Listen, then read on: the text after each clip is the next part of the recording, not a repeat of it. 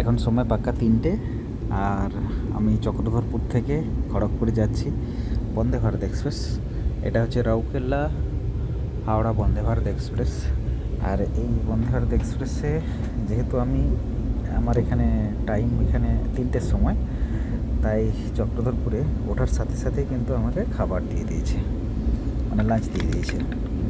তো লাঞ্চে এটাতে পরোটা রয়েছে, আর বাকি কী কী আছে এটা দেখিয়ে দিচ্ছি। এটাতে ডাল, আচ্ছা এটা পরোটা, এটা দই আছে, আচ্ছা এটা একটা মিক্স আচার। আচ্ছা এই জিনিসটা আমি দেখলাম, এই মুখসিদ্ধিটা আগে ছিল না, এখন আমি দেখছি প্রথম এই পাঁচটা দিচ্ছি। মুখসিদ্ধি হিসাবে তো অনেক কিছুই দেওয়া যায়, পাঁচটা কেন দিয়েছি জানি না।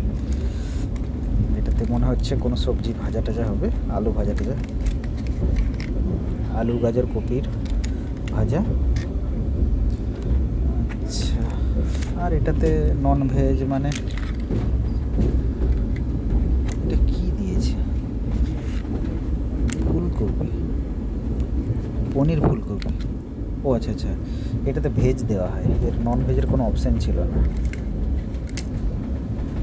আর এটা জিরা রাইস। এই হচ্ছে খাবারের মেনু।